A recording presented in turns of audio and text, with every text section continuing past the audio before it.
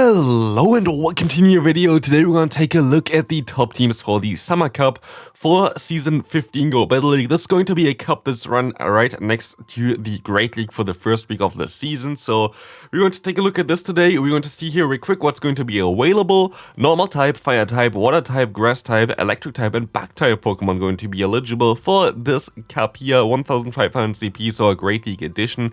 And it looks like a very decent balanced cup. Let's take a look real quick at the meta for this one here. We're going to see for the top meta a lot of flying type Pokemon. You're going to see here as well, this is not going to be the ideal PvPoke rating. PvPoke ratings are not out at the current time of recording. Also, like, yeah, in general, before it wasn't really out yet. They're going to be out later on today, so you're going to see most likely a little bit of a different list here, but the general idea should be the same here. This is just personally generated for this meta. It's going to be a little bit different, but definitely kind of similar. So yeah, we're going to see here a lot of flying type Pokemon. It's a very good meta for electric type Pokemon for that exact reason. So we're going to most likely encounter a lot of the electric type Pokemon as well. In general, we're going to also have a Vigoroth and Double as the best Say-Soaps again. Those don't really have the biggest answers. There are some decent fighting type Pokemon available like Blaziken as well as a Buzzwole, especially Buzzwole going to be nice because it can resist counter from the Vigoroth as well as the Double. So those Pokemon are going to be interesting. But yeah, seems balanced, kinda can be RPS. Are you interested in this cup in general? Let me know in the comment section, as well as if you want to support the channel, please leave a like on the video, subscribe if you haven't already. But let's take a look on the Pokemon that got buffed. For those, we're going to see here Cradily having a pretty decent role in this meta. I don't really have a specific Cradily team, but there are some teams where you can just put it in because it's a very, very decent generalist. We have Quagsire being very high up there as well, the Shadow variant at rank 14. We have the normal Stunfisk, which got buffed with a Mud Bomb. Lurantis still doesn't really want to use Leafage. Same goes for Abomasnow, but Abomasnow is very, very decent in this meta. Wishcast very good, Dugong very good. Trevenant a little bit lower, was last time very decent, but this time around I don't really see it too much there being available or like being decent. Otherwise, there are not really that many big differences. Something like the Sandslash, for example, is not available for this meta. Let's take a look at the first team. We're going to see again a team that you saw maybe as well in the top teams for the Great League. We're going to have ABB Mud Boys, and we're going to have here the Quagsire Say-Swap again. You can have Wishcast in the back, you can have the Swampert in the back, you can have Shadow variants for either of those as well, like for the Swampert or the Quagsire. But in general, again, you have a flying type Pokemon in the lead. You can also use a different one, but the normal flying types are a little bit better in my opinion, just a little bit more versatile compared to, for example, a Charizard, which might give you some issues against other opponents' Swamperts because you cannot take a hit with this one. But otherwise, looks like a very decent team here. Cradily, again, can be a little bit tricky if you're going to encounter it. The lead should usually be able to still deal with it pretty easily or like pretty decently, as well as going to get super effective, like neutral damage at least from something like a Swampert. So, but yeah, Cradily can be a little bit of an issue if you're going to encounter this quite often. I'm not sure about this one. Otherwise, should be pretty neutral against most of the meta and should work out pretty well. Next team, we're going to have a double pseudo fighter here. No fighting type on this team, but a lot of counter slash double kick user here. As you're going to see, you have the Charizard in the lead, the Vigoroth as a Say-Swap and the Obstagoon in the back. I guess this might be the best option for this one, but you can also use the Vigoroth as a closer and the Double as a Say-Swap if you have a Double. Double going to be, by the way, available again in the Go Battle League rewards this time around, which is going to be nice. So for those people who missed out, even like a worse IV variant of Double going to be pretty decent, especially during the Go Battle weekend. You might be even able to get good IVs for those, but yeah, they're going to be available as an encounter again. Here, as you're going to see in the list, it's going to be a very decent neutral scenario there anyway. The Pokemon that you use against you still have some play, like the Pidgeot, you have just neutral matchup all around. Against the Morga, you're going to also do a lot of damage still with Body Slam slash Night Slash with the Obstagoon or the normal type there in as a Say-Swap, or yeah, Charizard going to be also pretty neutral as it's going to take some damage from Body Slam slash Night Slash. Too many slashes here. But here we're going to take a look now at the third team. We're going to have Double Ice team. Again, here with Cradily, you can also use Cradily as a Say-Swap instead here. Really depends on what you want to do here. Cradily might be even a little bit of a better glue compared to the Dugong. We're going to have here first off the Marowak as a first team, like first Pokemon here. You're going to run Marowak, of course, in the lead. Same with the Tropius, so this double team. But if you are a little bit too scared of something like a Quagsire or like in general, I mean, not really Quagsire, but something like a Lantern here, then you might want to run the Tropius or the Jumpluff instead in the lead. Like Lantern would be able to most likely beat those Pokemon in the back there, unless you have Credillia as saves up again.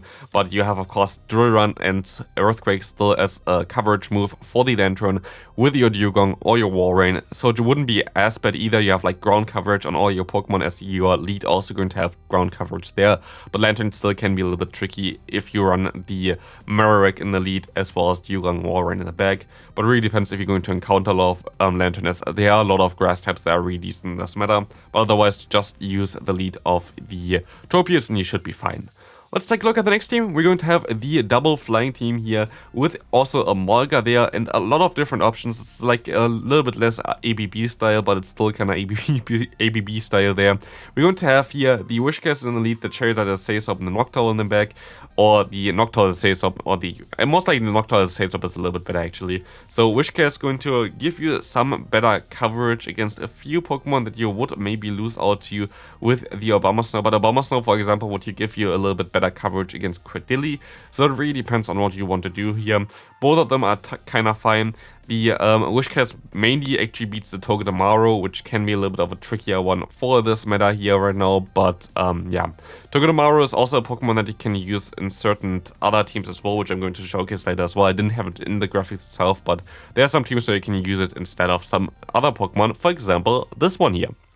Alolan Golem here in the lead is an option, as well as the Alolan Graveler, but you can also use the Togedemaru instead here, because you kind of need something that can beat flying types in the lead, of course, and this can help you out a little bit there as well. The issue though is here, if you would use Togedemaru, you're going to be a little bit weaker against those fire type Pokemon, which you are not really having the issue with the Golem, as Golem going to be able to destroy those fire type Pokemon. This team itself is very, very decent. The Golem set here, I have rolled out Stone Edge here this time around. You can use also Wild Charge as well as the Rock Throw variant there.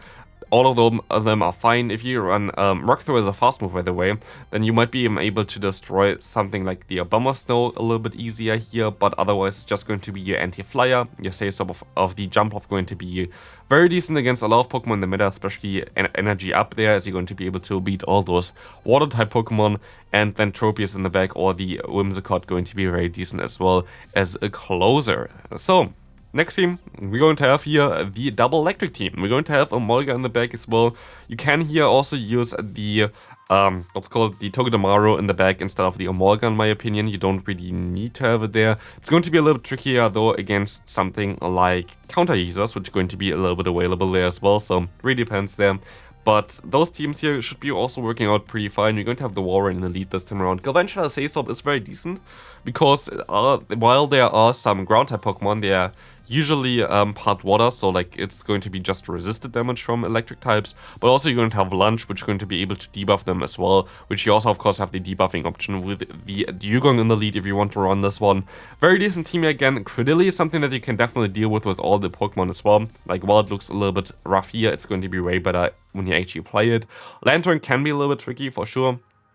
That's going to be something where, for example, the Togedemaru would be a little bit better against in the back there, but here it's still going to be okay for you.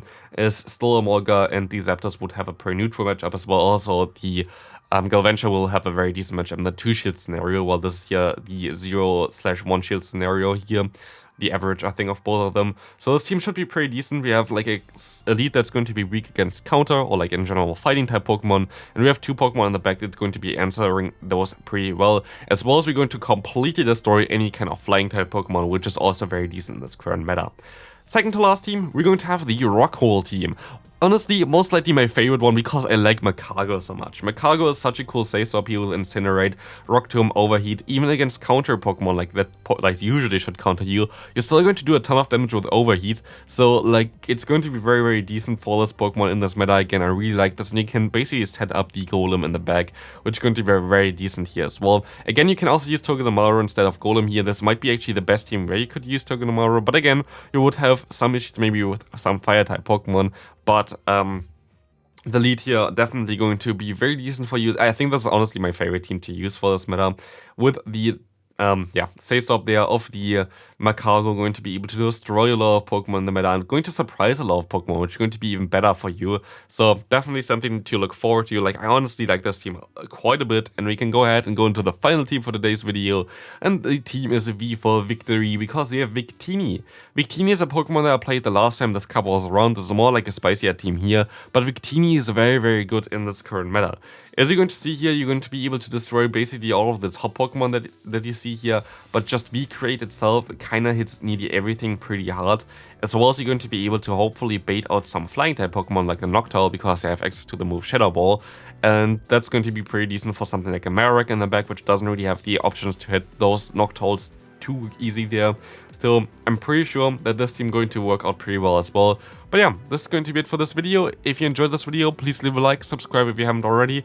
Are you playing this cup? Let me know in the comment section. Otherwise, you're going to see now on the end screen the top teams for the Great League with buffed Pokemon. So definitely check this video out if you haven't already. And I see you in the next video. Bye bye.